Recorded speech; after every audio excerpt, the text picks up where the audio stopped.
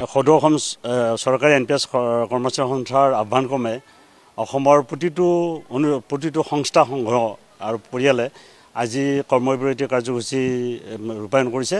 আৰু ইয়াৰ মূল উদ্দেশ্য আমি এটাই ক'ব লাগিব যেহেতু আমি এক দেশ এক নীতি ভাৰত চৰকাৰে কৈ আছে বসুধৈৱ কুটুম্বকম বুলি গতিকে আমি বিচাৰিছোঁ কৰ্মচাৰীৰ মাজত দুভাগ হ'ব নালাগে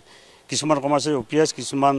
NPS আৰু সদ্যহতে UPS বুলিও দিছে যেটো গ্ৰহণযোগ্য নহয় গতিকে আমি সকলোৱে বিচাৰিছোঁ যেহেতু সকলো একে কৰ্মচাৰী সকলৰ ক্ষেত্ৰত OPS হ'ব লাগিব অল পেনশন সিস্টেম আৰু হেতুৰ মানে চৰকাৰে এতিয়ালৈ মানি নোলোৱাৰ পৰিপ্ৰেক্ষিতত আমি আজি পুনৰ প্ৰথম কাৰ্যসূচী হিচাপে এতিয়া আমি কৰ্মবিৰতি আৰম্ভ কৰিছোঁ ইয়াৰ পিছত সদৌ অসম চৰকাৰী NPS কৰ্মচাৰী বিভিন্ন দীঘলীয়া আন্দোলনৰ কথা ঘোষণা কৰিছে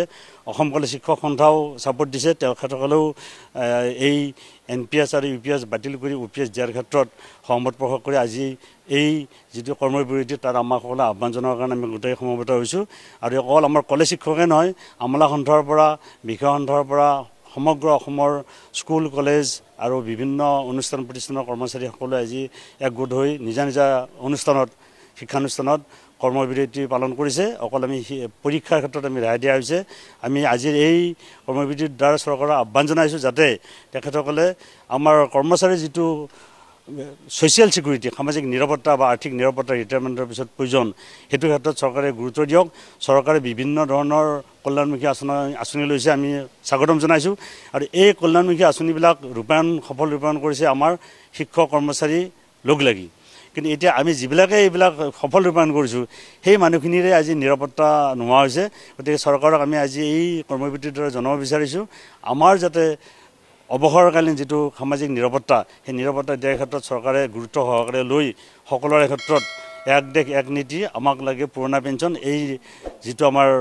বাণী সেই বাণীটো সাৰগত কৰি তেখেতসকলে যাতে আমাক পুৰণা পেঞ্চনৰ আওতালৈ আনে তাৰ কাৰণে আমি আজি এই সমবেত হৈ কৰ্মবিৰতি কাৰ্যসূচী ৰূপায়ণ কৰিছোঁ আমি অসম চৰকাৰৰ মাননীয় মুখ্যমন্ত্ৰী আৰু তেখেতে বিত্তমন্ত্ৰী হৈ থাকোঁতেও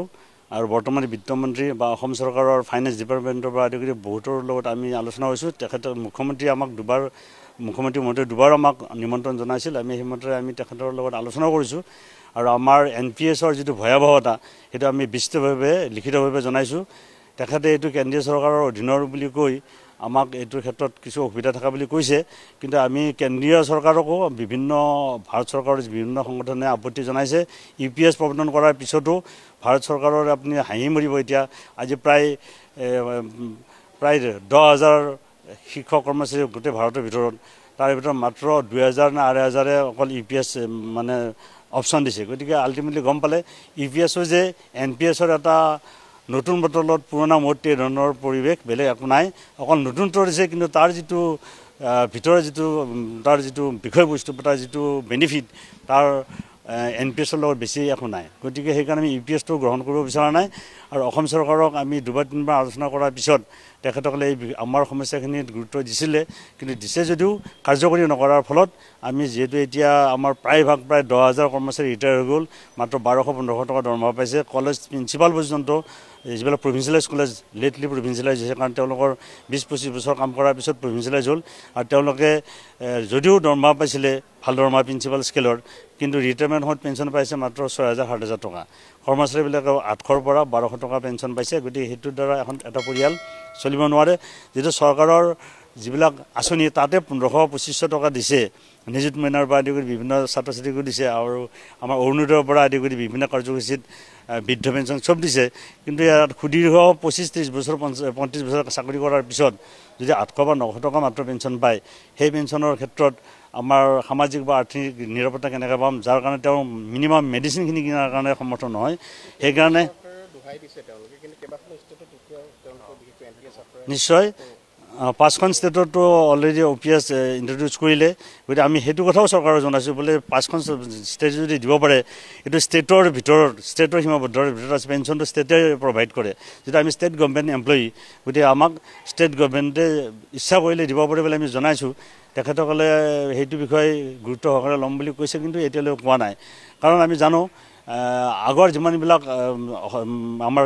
কলেজ প্ৰভিন্সিয়েলাইজ এইবিলাক অসম গভৰ্ণমেণ্টে নিজাকৈ কৰিছিল 2005 চনত টাইম টু টাইম প্ৰভিজনেলাইজবিলাক অসম চৰকাৰে। গতিকে পেঞ্চনৰ ক্ষেত্ৰত যিহেতু অসম গভৰ্ণমেণ্টৰ এক্টিভিটিৰ ভিতৰত, গতিকে আমি ভাবোঁ যদি অসম চৰকাৰে অলপ গুৰুত্ব সহকাৰে লয় তেতিয়া নিশ্চয় পেঞ্চনটো OPS দিয়াৰ ক্ষেত্ৰত একো অসুবিধা আহিব আমাৰ দৃষ্টিত নালাগে। গতিকে আমি আকৌ আজি আহ্বান জনাওঁ যাতে অসম চৰকাৰৰ সমূহ কৰ্মচাৰী যিসকলে মেইন চালিকা শক্তি অসম চৰকাৰৰ, তেওঁলোকৰ বিভিন্ন উন্নয়নমূলক কাম তেওঁলোকে বাহবা লৈছে। আজি যিমানবিলাক স্কিম হৈছে অনলাইনৰ পৰা আদি কৰি গোটেইবিলাক আমাৰ শিক্ষক কৰ্মচাৰী কৰিছে। গতিকে সেই শিক্ষক কৰ্মচাৰী দিনে ৰাতি 24/7 হৈ গৈছে বহুতৰ, 24/7 তেনেকৈ পৰ্যায়ত কাম কৰিছে। এতিয়া তেওঁলোকৰ যদি ৰিটায়াৰমেণ্টৰ কোনো সামাজিক নিৰাপত্তা নাই, তেওঁলোকে কি উৎসাহত এনেকৈ যুগ যুগ ধৰি কাম কৰিব। গতিকে আমি পুনৰ আজি আকৌ আহ্বান জনাওঁ আপোনাৰ চেনেলৰ থ্ৰুৰে যাতে অসম চৰকাৰে এই শিক্ষকৰ যিটো অৱসৰকালীন যিটো নিৰাপত্তা সেইটোৰ ক্ষেত্ৰত যাতে এটা সুনিশ্চিত OPS চিষ্টেমটো বলবৎ ৰাখে, তাৰ কাৰণে আমি আহ্বান জনাইছোঁ। সদৌ অসম জিলা প্ৰশাসন কৰ্মচাৰী সন্থাই সদৌ অসম NPS কৰ্মচাৰী সন্থাৰ যি আজি আন্দোলন 27 তাৰিখ কৰ্মবিৰতি আন্দোলন, এই আন্দোলনত সদৌ অসম জিলা প্ৰশাসন কৰ্মচাৰীয়ে সম্পূৰ্ণ সমৰ্থন জনাইছে। আৰু আজিৰ দিনটোত আমি কৰ্মবিৰতি পালন কৰিছোঁ জিলা প্ৰশাসন সন্থাই যে NPS ব্যৱস্থাটো বাতিল কৰি NPS UPS সকলো বাতিল কৰি পুৰণি OPS ব্যৱস্থা প্ৰৱৰ্তন কৰিব লাগে। আমি আজিৰ এই কৰ্মবিৰতিস্থলীৰ পৰা আমি মাননীয় মুখ্যমন্ত্ৰীক অনুৰোধ জনাইছোঁ তেখেতে অতি কৰ্মচাৰীসকলৰ যিটো অৱস্থা হৃদয়ঙ্গম কৰি আগন্তুক দিনত OPSটো প্ৰৱৰ্তন কৰিব। এইখিনি আমি কৰ্মচাৰী সমাজখনে তেখেতৰ পৰা অনুৰোধ। সদৌ অসম চৰকাৰী NPS কৰ্মচাৰী সংস্থাৰ আহ্বানত সমগ্ৰ অসমত সমূহ NPS কৰ্মচাৰীসকলে কৰ্মবিৰতি পালন কৰিছে। আমি বৰপেটা জিলা সমিতিৰ ফালৰ পৰা বিভিন্ন অনুষ্ঠান প্ৰতিষ্ঠানত কৰ্মৰত সমূহ NPS কৰ্মচাৰীসকলে আমি কৰ্মবিৰতি পালন কৰিছোঁ। কৰ্মবিৰতি পালন কৰি আমি নিজ নিজ অনুষ্ঠান প্ৰতিষ্ঠানতেই আমি অৱস্থান ধৰ্মঘট কৰিছোঁ, প্ৰতিবাদ সাব্যস্ত কৰিছোঁ আৰু হেড অফ দ্য ইনষ্টিটিউশ্যনৰ জৰিয়তে অসমৰ মাননীয় মুখ্যমন্ত্ৰী মহোদয়লৈ ইমেইল যোগে আমি দাবী পত্ৰ প্ৰেৰণ কৰিছোঁ। আৰু আহি এতিয়া আমি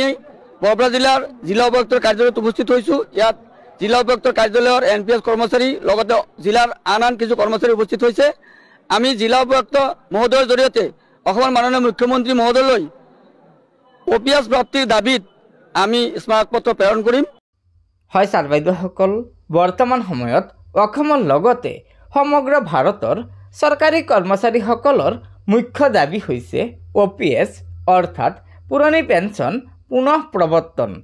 আৰু এই পুৰণি পেঞ্চন পুনঃ প্ৰৱৰ্তন কৰাৰ ক্ষমতা ৰাজ্য চৰকাৰৰ হাততো আছে, সেয়া আমি ইতিমধ্যে জানিব পাৰিছোঁ। কিয়নো শেহতীয়াকৈ ভাৰতৰ 5খন ৰাজ্যৰ ৰাজ্য চৰকাৰে তেওঁলোকৰ ৰাজ্যৰ চৰকাৰী কৰ্মচাৰীসকলৰ কল্যাণৰ কথা ভাবি